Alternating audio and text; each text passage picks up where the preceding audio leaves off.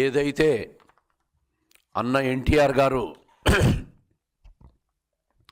రాయలసీమ కరువుకు శాశ్వత పరిష్కారం కనుగొనాలని చెప్పి ఒక పెద్ద ఆలోచన చేసి శాశ్వత కరువు పరిష్కారం దిశగా ఆ రోజు Telugu Ganga project, Handrineeva, గాలేర్ Nagari, Veligonda project, KC canal కానీ, ఎస్ఆర్బీసీ కానీ ఇవన్నీ కూడా ప్రాజెక్టులన్నీ ప్రారంభించి గ్రేటర్ రాయలసీమ అంటే అప్పటి అనంతపూర్, కర్నూలు, కడప, చిత్తూరు, నెల్లూరు, ఒంగోలు జిల్లాలను కలుపుకొని గ్రేటర్ రాయలసీమగా కరువు సీమకంతా కూడా నీళ్లు పారేయాలా, కృష్ణా జలాలు తీసుకురావాలని ఆయన చేసిన ఆలోచనలకు అంకురార్పణ జరిగిందో ఆ అంకురార్పణ ఈరోజు చంద్రబాబు నాయుడు గారు ఒక పెద్ద మహత్తర ఆలోచన చేసి రాయలసీమను ఒక ఉద్యాన పంటల హబ్గా దేశంలోనే తయారు చేసే దిశగా ముందుకు పోతా ఉంది ప్రభుత్వం.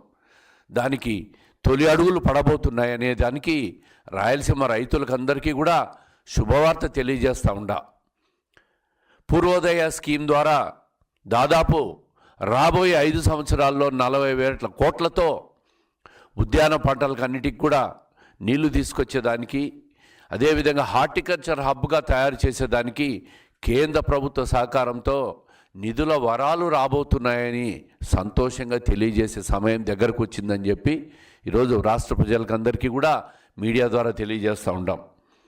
ఇదేగిన ఈ రాబోయే 3 సంవత్సరాల నుంచి 4 సంవత్సరాలు 5 సంవత్సరాలు పూర్తయితే రాయలసీమ అంతా కూడా ప్రపంచ దేశాలకు ఉద్యాన పంటల ద్వారా పండ్లన్నీ కూడా దేశ విదేశాలకు ఎగుమతి చేసేదానికి గొప్ప అవకాశం రాబోతూ ఉంది. అదేవిధంగా ఫ్రూట్ ఇండస్ట్రీస్ రాబోతూ ఉన్నాయి. దానికి అనుగుణంగా యాన్సిలరీ యూనిట్లన్నీ రాబోతూ ఉన్నాయి. రాయలసీమ రైతులందరూ కూడా రాజులుగా తయారయ్యే అవకాశం ఈ చంద్రబాబు నాయుడు గారి ప్రభుత్వంలో, కూటమి ప్రభుత్వం ఈరోజు తొలి అడుగులు వేస్తూ ఉందనే దానికి ఈరోజు పూర్వోదయ పథకం ద్వారా చేసిన ఏవైతే ప్రతిపాదనలు ఉన్నాయి ఇవన్నీ కూడా కేంద్ర ప్రభుత్వం ఈరోజు అమలు చేసి శాంక్షన్ చేసే దిశగా అడుగులు ముందుకు పోతూ ఉన్నాయి. రాయలసీమ రైతులకు ఎంతో ఉపయోగపడే డ్రిప్ ఇరిగేషన్ పథకాన్ని గత ప్రభుత్వం, జగన్మోహన్ రెడ్డి గారి ప్రభుత్వం అటకెక్కించి తుంట డ్రిప్ పరికరం కూడా 5 సంవత్సరాలు ఇవ్వలేకపోయిన పరిస్థితుల్లో 2024లో కూటమి ప్రభుత్వం వచ్చిన తర్వాత మళ్ళీ రాయలసీమ అంతటా కూడా 90% సబ్సిడీతో డ్రిప్ ఇరిగేషన్ పరికరాలన్నీ కూడా రైతులకు ఇచ్చే ప్రయత్నం చేస్తూ ఉన్నాం. ఈరోజు ప్రతి రైతుకు కూడా డ్రిప్ ఇరిగేషన్ పరికరాలన్నీ అందుతూ ఉన్నాయి. అదేవిధంగా గత ప్రభుత్వంలో మామిడి మార్కెట్ కుప్పకూలింది.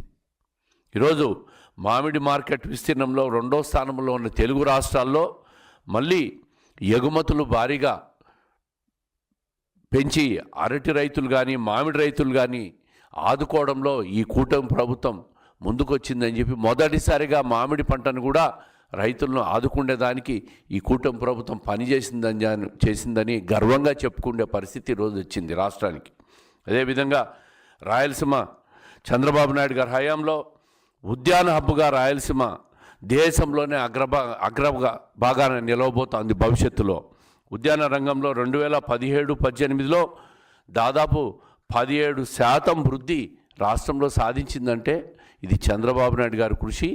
రాబోయే రోజుల్లో ఇదే ఉద్యాన పంటల్లో వృద్ధి 25% తీసుకుపోవాలనే ముఖ్యమంత్రి గారి ఆలోచన ఒక గొప్ప ఆలోచనగా ముందుకు పోతున్నాం. అదే కాకుండా తెలుగుదేశం హయాంలో వ్యవసాయ ఉద్యాన రంగాలన్నీ కలిపి చూస్తే రాష్ట్రంలో అత్యధికంగా అనంతపూర్ జిల్లాలో 14,740 కోట్ల ఆదాయం. ఆ తర్వాత స్థానం చిత్తూరు జిల్లాలో 13,017 కోట్లు, కర్నూలు జిల్లాలో 11,310 కోట్లు, గుంటూరు జిల్లాలో 11,122 కోట్లు, కడప జిల్లాలో దాదాపు 12,000 కోట్ల రూపాయలు ఆదాయం వస్తూ ఉంది. మరి మనం ఒకసారి ఈరోజు ఈ 1.5 సంవత్సర కాలంలో రిజర్వాయర్ల పరిస్థితి చూస్తే రాయలసీమలో దాదాపుగా 464 టీఎంసీల సామర్థ్యంతో రిజర్వాయర్లన్నీ కూడా మేజర్, మైనర్, మీడియం చెరువులతో సహా తీసుకుంటే 464 టీఎంసీల నీటి నిల్వ చేసుకునే కెపాసిటీ ఉంటే దాదాపు 90% అంటే 400 టీఎంసీలను నీటి నిల్వ చేసుకునే దానికి ఈ సంవత్సరం ఈ రాష్ట్ర ప్రభుత్వం కృషి చేసింది. ఈరోజు 90% పైగా అన్ని రిజర్వాయర్లను కూడా పూర్తి చేశాం. ఇదే కాకుండా దేశంలోనే ఒక షార్ట్ పీరియడ్ అంటే 190 రోజుల్లో హంద్రీనీవా 700 కిలోమీటర్ల పొడవైన కెనాల్ను 3870 కోట్లతో 40 టీఎంసీల నీటిని తరలించి 190 రోజుల్లో లైనింగ్ కార్యక్రమాన్ని కూడా పూర్తి చేసి ఒక రికార్డ్ సమయంలో తెలుగుదేశం ప్రభుత్వంలో హంద్రీనీవా పూర్తి చేయగలిగినామంటే అది ఈ ప్రభుత్వం కృషి, చంద్రబాబు నాయుడు గారు ఆలోచన. శ్రీశైలం నుంచి కుప్పం వరకు తీసుకుపోగలిగినాం, లైనింగ్ను పూర్తి చేశాం 190 రోజుల్లో.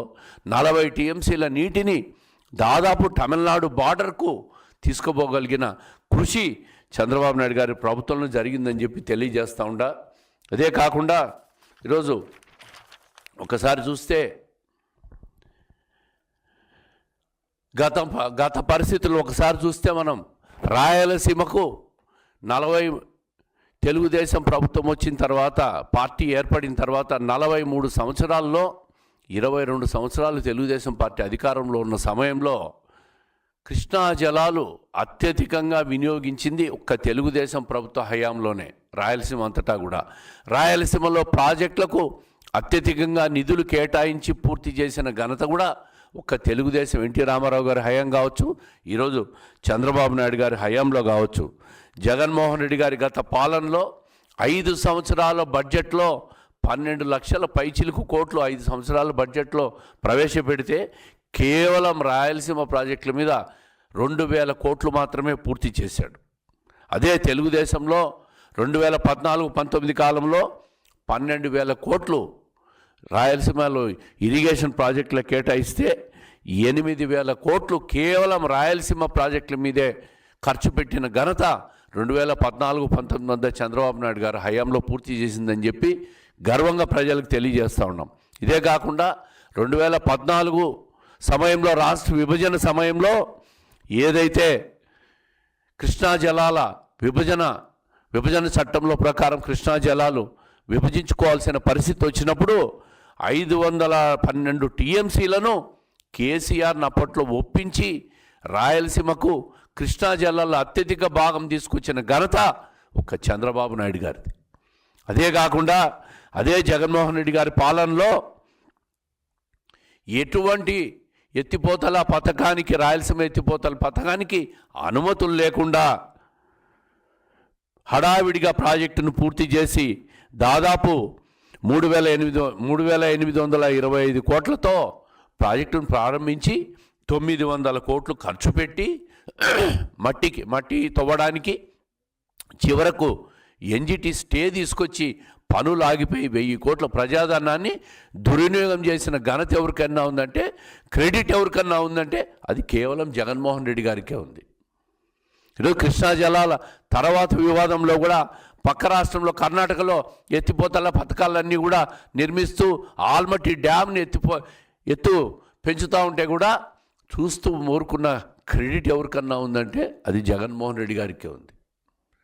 ఈరోజు చెప్తున్నాం, రాయలసీమలో ప్రాజెక్టులు పూర్తి చేసే క్రెడిట్ జగన్మోహన్ రెడ్డి గారికి ఉంటే, అదేవిధంగా జగన్మోహన్ రెడ్డి గారి క్రెడిట్ ఏమైనా ఉందంటే తల్లిని చెల్లిని ఇంటి నుంచి గంటేసిన క్రెడిటు. అదేవిధంగా 11 ఈడీ సిబిఐ కేసులు పెట్టించుకున్న క్రెడిటు జగన్మోహన్ రెడ్డి గారికి ఉంది. అయ్యా, మీ క్రెడిట్ మాకు అవసరమే లేదు. ప్రతినిత్యం మీ పార్టీ వాళ్ళు మాట్లాడుతూ ఉంటారు క్రెడిట్ చోరీ అని. క్రెడిట్ చోరీకి అర్థం తెలియని మీరు మళ్ళీ క్రెడిట్ గురించి మాట్లాడుతూ ఉంటారు. ఏ క్రెడిట్ ఉందని చెప్పి మీరు క్రెడిట్ చోరీ గురించి మాట్లాడుతూ ఉంటారు.